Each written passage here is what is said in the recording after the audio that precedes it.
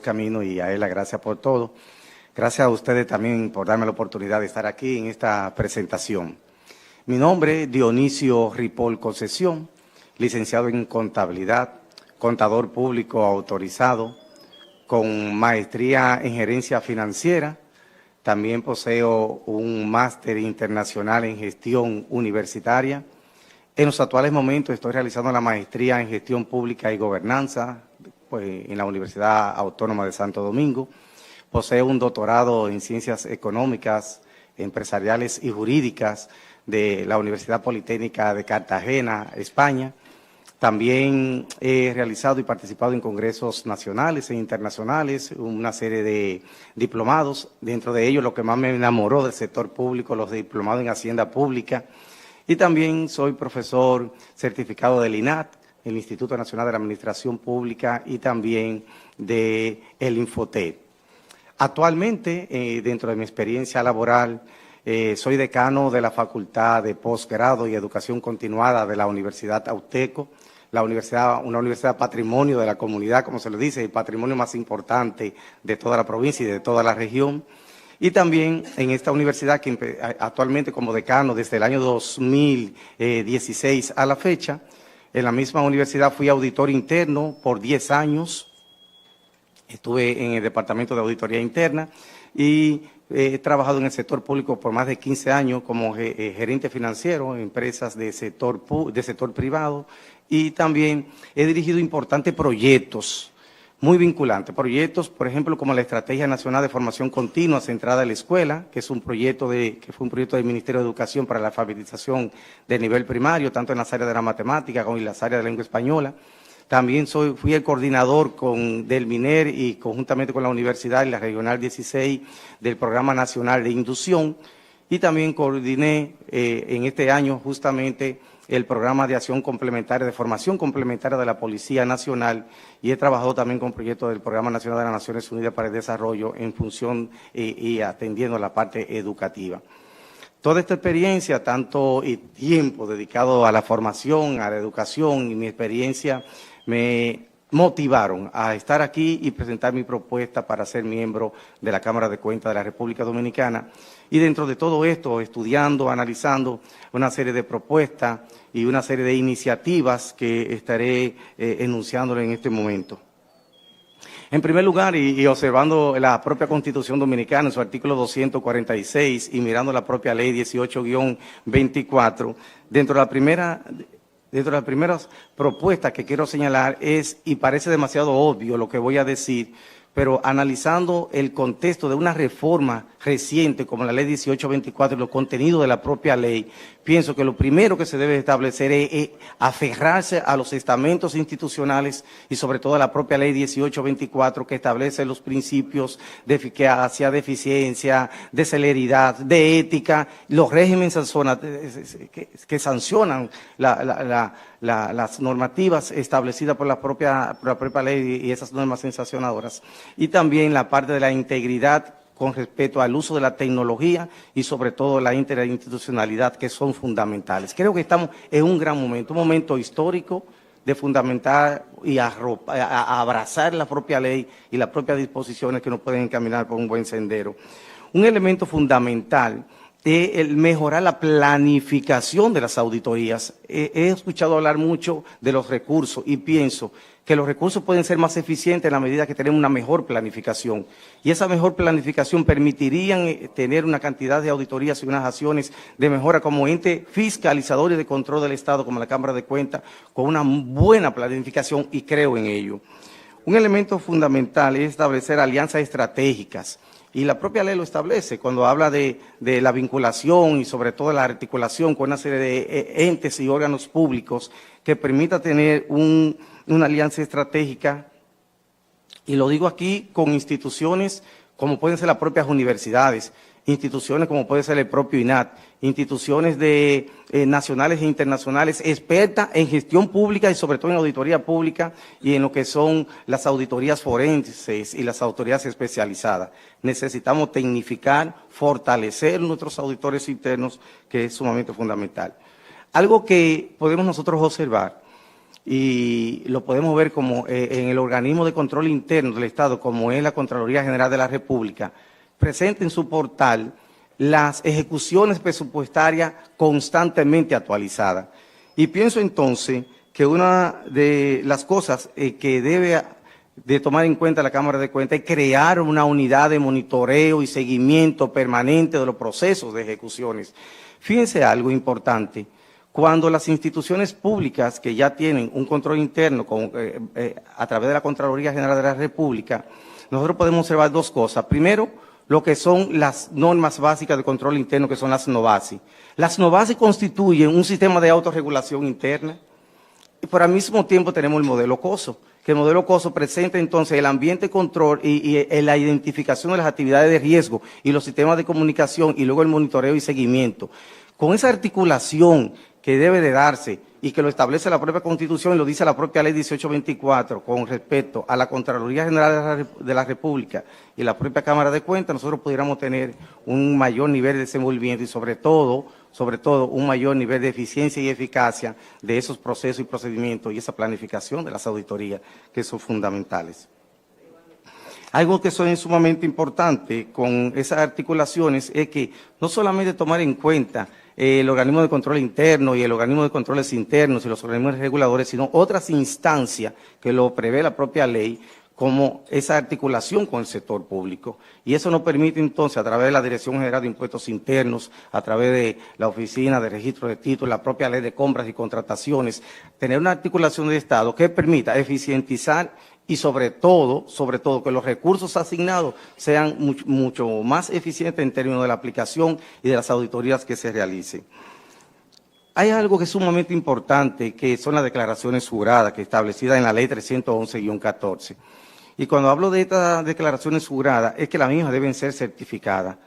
Y organismos como el propio Instituto de Contadores Públicos autorizado de la República Dominicana, organismos también como el Colegio de Contadores, organismos de firmas de auditoría certificadas en el país, pueden certificar esas propias declaraciones juradas y tendríamos nosotros entonces una intermediación a través de alianzas y acuerdos estratégicos que permitan vigilar y sobre todo garantizar esas declaraciones juradas antes y después de los funcionarios públicos, que sería realmente algo totalmente importante. Y quiero concluir esta primera parte con una observación, y es con respecto a las actitudes. Fíjense, siempre recuerdo la famosa fórmula que habla del valor de una persona. Y se dice que el valor de una persona se determina sus competencias más sus habilidades, pero multiplicada por su actitud. Podemos tener grandes competencias, podemos tener grandes habilidades, pero si no tenemos una actitud positiva, una actitud que conlleve a desarrollar un trabajo que es un trabajo en conjunto. Siempre permítame esta analogía, perdón.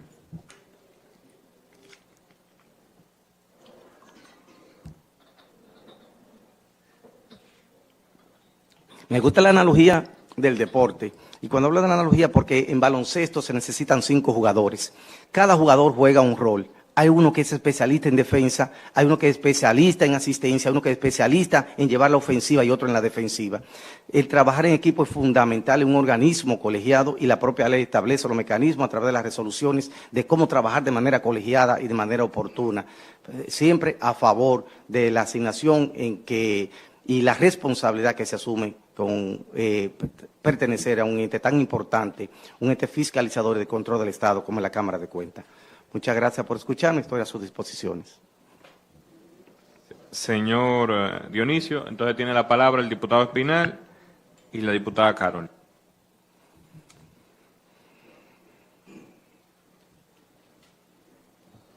Buenos días, licenciado Dionisio. Usted sí, plantea que la Cámara de Cuentas dé seguimiento prácticamente día a día a instituciones públicas que son auditables. ¿Usted cree que con el presupuesto que tiene la Cámara de Cuentas y la falta de personal que tiene y la lentitud con que maneja los procesos también podría asumir esa nueva responsabilidad? Y además, ¿usted no cree también que eso no es función de la Contraloría de la República, lo cual chocaría con con la decisión que usted dije que debe tomar la Cámara de Cuentas. Sí, muchas gracias, honorable, por su pregunta. Primero, el seguimiento y monitoreo facilitaría y eficientaría la gestión de las auditorías. Y lo digo porque se basa en una asignación presupuestaria. Los presupuestos son asignados y la propia Contraloría, que es un organismo de control interno que prepara sus ejecuciones, se pudiera tener un sistema de monitoreo constante de las ejecuciones que permitiría reducir el tiempo de las auditorías. Es un elemento sumamente importante. No estaría interfiriendo porque como ente y órgano fiscalizador en términos de controles internos que tiene sus políticas internas, antes de en la parte de administración de la parte operativa de la parte financiera, bueno, entonces la Cámara de Cuentas como órgano fiscalizador de las ejecuciones pueden trabajar con ese monitoreo constante, ese seguimiento y facilitaría estas ejecuciones. Sí, y pienso en términos de la eficiencia, se podrían hacer muchas ejecuciones. Fíjense, en estos momentos, si analizamos el presupuesto asignado en los últimos 4 años a la Cámara de Cuentas y el número de auditorías, son exageradamente costosas. Pienso que se puede eficientizar y sobre todo tener mucha objetividad en términos de la presentación de las ejecuciones con los presupuestos actuales. Claro, siempre se van a necesitar más recursos porque necesitamos la tecnificación, la preparación, el fortalecimiento que es constante y los cambios que se dan, pero estoy seguro que con los presupuestos actuales se pueden realizar un buen trabajo, simplemente con una buena planificación, una buena ejecución y una buena articulación con la estructura del Estado. La diputada Carolyn. Buen día, señor Dionisio. ¿Sí?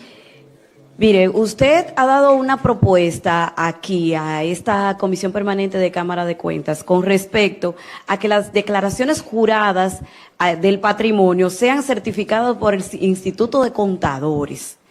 La pregunta es, ¿usted podría explicarnos más cuál es el objetivo? Si esto no sería incluso más perturbador, porque usted dice que la certifiquen antes del depósito ante la Cámara de Cuentas y después que continúe verificando para que la certifique. Quisiéramos que por favor nos explique mejor al respecto. Gracias. Sí, gracias a usted, honorable. Fíjense, los contadores públicos autorizados tienen fe pública, al igual que los notarios. Cuando una certificación le emite el Instituto de Contadores Públicos Autorizados, que tiene fe pública, está dando fe de las informaciones que tiene ahí. Y eso puede ser un aval que sirva de elemento de credibilidad.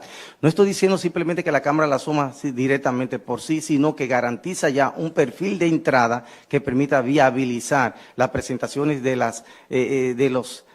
los recursos que se están declarando, que se tienen en el momento tanto de entrada como de salida. Puede ser tanto el Instituto de Contadores Públicos Autorizados de la República Dominicana como el Colegio de Contadores, que son gremios oficializados, como instituciones certificadas nacional e internacionalmente que permitan viabilizar y agilizar estos procesos de declaraciones juradas. Ahí mismo, Dionisio, pero ¿y los notarios? Porque cuando se hace la declaración jurada, nosotros declaramos y ahí colocamos que el notario entonces legalice la firma nuestra, porque es una declaración propia de nuestro patrimonio. Entonces, yo lo que quiero es que usted explique mejor si es cuál es el objetivo de esto, pues de que sean los contadores. Sí, es correcto. Bueno, lo que estamos tratando de buscar es un mecanismo que realmente las personas lo piensen bien con respecto a sus declaraciones. Digo, no que lo piensen simplemente bien, sino que los contenidos de las informaciones sean lo más objetivas posible y verificables. Por eso también hablaba de la articulación con sectores públicos como la propia Dirección General de Impuestos Internos, el propio registro inmobiliario, la propia Dirección de Compras y Contrataciones, los peritos que puedan garantizar y certificar que esas declaraciones y esos datos contenidos en esas declaraciones juradas sean realmente lo más válidas posible. Muchas gracias. Su expediente va a ser evaluado por esta comisión. Gracias a ustedes. Bien. Continuamos.